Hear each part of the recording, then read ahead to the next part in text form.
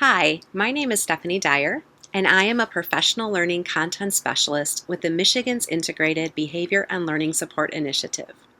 In this video, I will be demonstrating how to apply decision rules when monitoring the progress of students in the check-in, check-out intervention. So within this video, we are going to practice looking at student progress data and applying decision rules to determine our next steps. Here is an example of a team's set of decision rules around a student's progress to check-in, check-out. So FADE is going to be defined as a student that has 4 weeks of data with 4 or more days a week that the goal was met at 80% or higher. There are 3 conditions for which this team would alter the intervention variables in some way. So for example, if 3 or more consecutive data points are below the goal line, but the student has previously reached that goal line, and we verified fidelity, that may be a condition under which we alter the intervention. If progress on the trend line indicates that the student will take more than 3 weeks before they reach that goal, and we have verified fidelity, that may be another condition we can alter the goal. And lastly, if after 2 weeks the gap between the goal line and the trend line is widening, despite our implementation with fidelity, that would be the 3rd criteria for this team to decide to alter the intervention for this student. And lastly, they defined maintain the intervention or to continue what they're doing as a default when fading criteria has not been met or the altering criteria has not been met. So here we have Alexander. We can see that Alexander's goal is set at 80%, as we can see by this dark black line. And this line here is a phase line showing that this is the point that they started the check-in, check-out intervention. So since he has started, we can see that there are 1, 2, 3, 4 weeks of data. And we can see that he has met or exceeded his goal 5 out of 5 times during week 1, 5 out of 5 times during week 2, 5 out of 5 times during week 3, and 4 out of 5 times during week 4. Now, without data rules, we might say, oops, Alexander had this drop, and we're concerned that if we don't continue the intervention, he may drop again. However, our team does have some established criteria for decision rules, and so let's just pop that up again so that we can check the FADE definition. So I just need to make this fit. And we can see that FADE is 4 weeks of data, 4 or more days a week that the goal was met at 80% or higher. So with that rule, we can quickly think about putting Alexander into the beginning of the fading process because he is responding to this intervention. So our efficient and effective and equitable decision would be to start the fading process for Alexander. So we're just doing a couple easy examples to start with. So let's take a look at Bob. And we can see again, Bob's goal is set at 80%. He has a phase line showing us when he started the intervention. And this black line is his trend lining, meaning this is the go upwardness that he appears to be on. So most of the time we would go, wow, Bob is making good progress. He's headed in the right direction. But without the decision rules, we might just decide to keep continuing. However, he has 1, 2, 3, 4, 5 weeks of data in which he is, yes, making an upward trend, but he has yet to meet his goal. And I like to think about this by thinking about that is 25 times that Bob has had to check out and have not met his goal. 25 times he's had to go home and report to parents that he did not meet his goal. At some point that with the lack of success for Bob, he will likely want to opt out of this intervention. So let's again, because we're going to use our decision rules, let's pop those up and take a look at where we're at. So we know we're not in a fade situation, so let's go ahead and look at altering. And there's the 3 criteria. So 3 or more consecutive data points below the goal line after he's reached the goal. He's never reached the goal. If progress on the trend line indicates that he will take more than 3 weeks before reaching the goal and fidelity is verified, this would be a condition to alter. Well, we have 5 weeks that he has not yet met his goal. If we verify fidelity, then this may be a situation in which we want to alter the conditions of the alter the variables of the intervention in some way. Perhaps provide more feedback periods for Bob, change up the reinforcer a little bit, but we would, based on our decision rules, need to alter the variables. And now let's go ahead and take a quick look at Tony. And again, the goal line here is at 80%. This phase line shows us when he started the check-in, check-out intervention, and we can see that we have 2 weeks worth of data, and he's trending in a downward direction. So let's check our decision rules to see what it is that we should do next. We already know that we're not going to fade. He does not have a goal met. So if we look at the alter, again, number 1 is he has to have reached the goal at some point, which does not apply to Tony. Number 2, if progress indicates that he'll take more than 3 weeks before reaching the goal, he's heading in the wrong direction, so that may not be at play.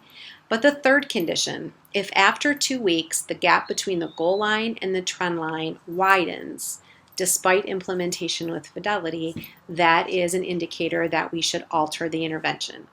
So that appears to apply for Tony. He's got 2 weeks of data. The gap is getting bigger if he continues to trend in that direction. So the first thing that we would want to do is make sure that the intervention is being implemented with fidelity. If it is, then we would need to consider what variables we might alter to help Tony be successful. All right, so we were practicing with some pretty straightforward examples. Let's go ahead and take a look at some charts that come from Check-in, Check-out Swiss, and go ahead and walk through these together as they are a little more complicated. So this student here, our first impression, if we look at her, any dot that is green in Check-in, Check-out Swiss indicates that the student has met their points for the day, and we can see that the goal line is set here at 80%. We have 1, 2, 3, 4, 5, 6, 7, 8 weeks worth of data here for this student. And there are a variety of notations in these graphs in Check-in, Check-out Swiss. So when we see circles here, those indicate that there's been notes entered in some way. We have indications of no school. We have indications of no data. This graph shows us that the student was absent, and the question mark indicates that there was just no data or no entry that day. So the first impression when we look at this student's data is she appears to have half of the days in which her goal was met and half in which the goal was not met. And we can also see that there are many days that there have been notes made, but we're not able to see what those include. So the majority of the notes seem to be made on days in which the student did not meet her goal. So we can see right away the decision rule for fade has not been met. We do not have 4 weeks worth of data in which 4 or more days a week her goal was met. When we look at those 3 conditions for altering, she does meet the first criteria, which again, I'm just going to pop that up until we get more fluent with that.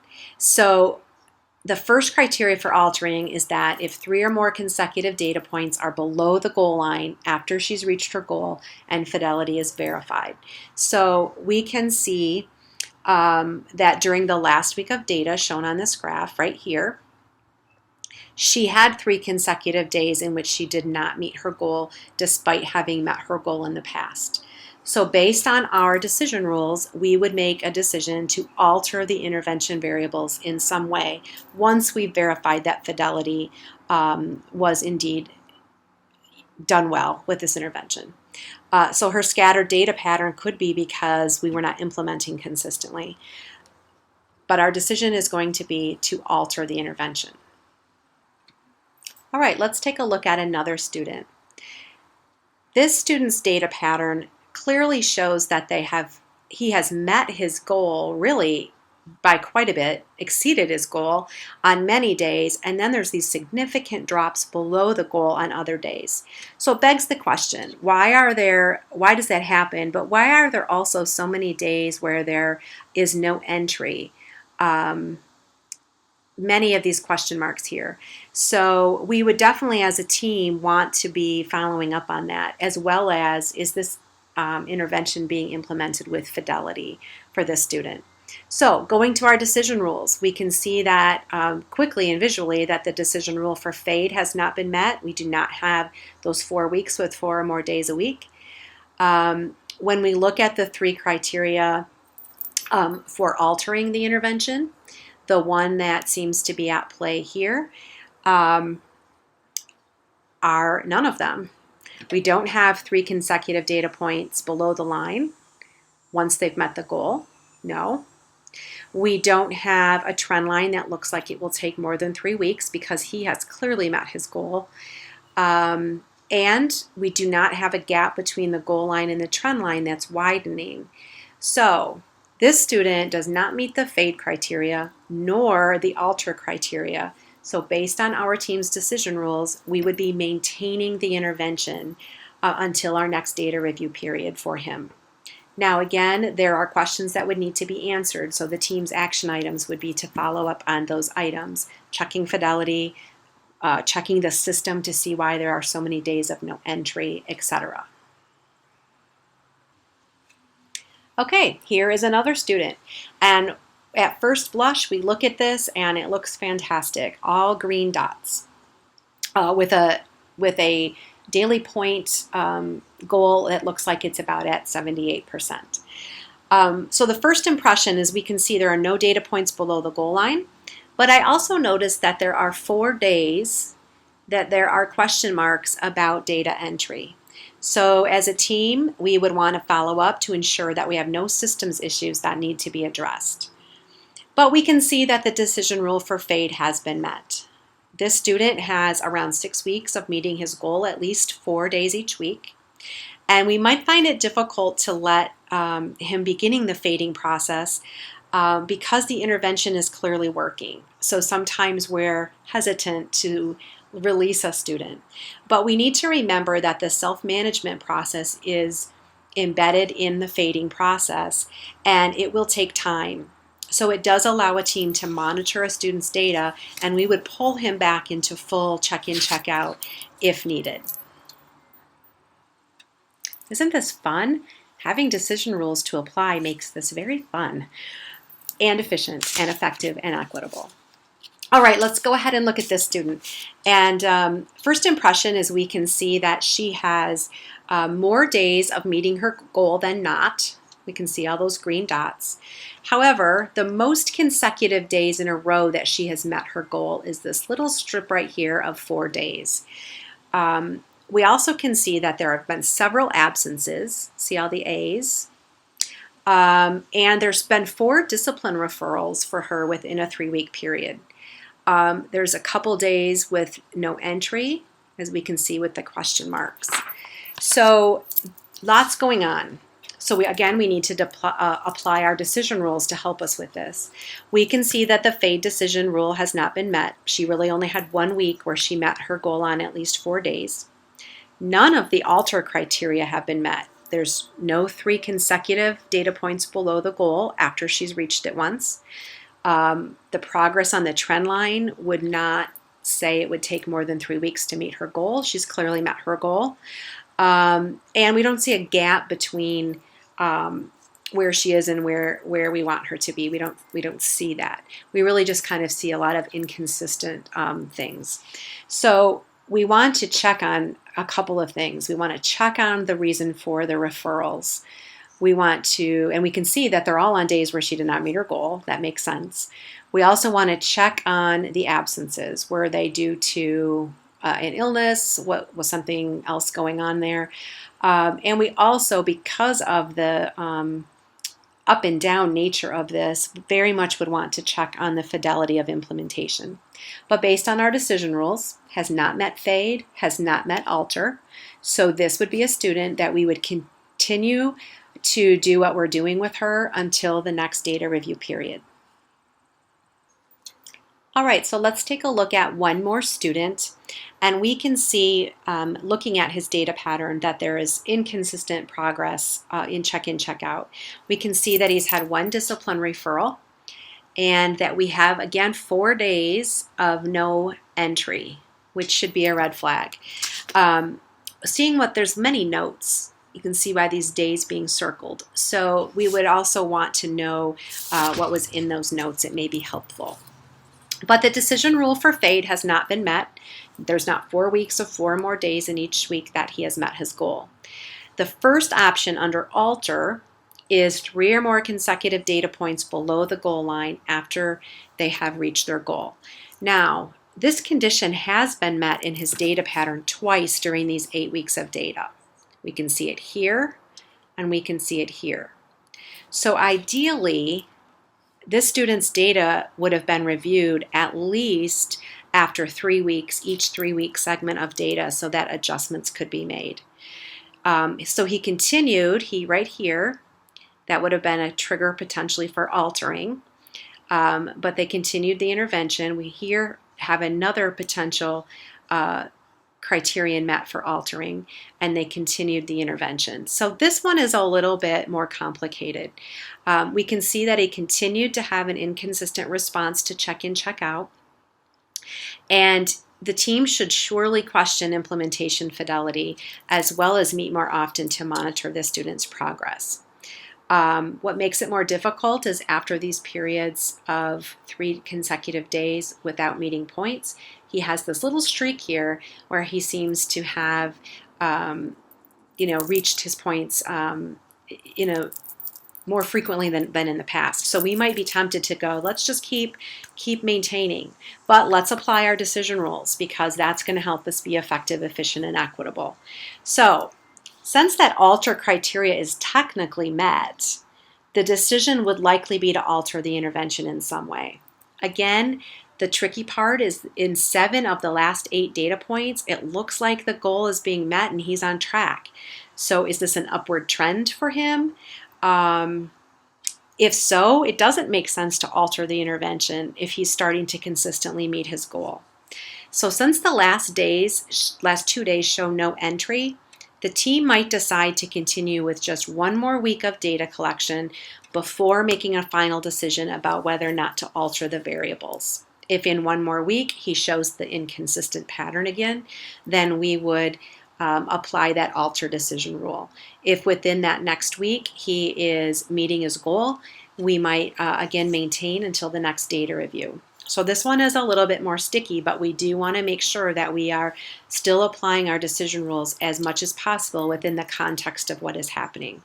So final verdict for this student: maintain that intervention with fidelity once we've checked fidelity for 1 more week, and then relook at those decision rules for altering.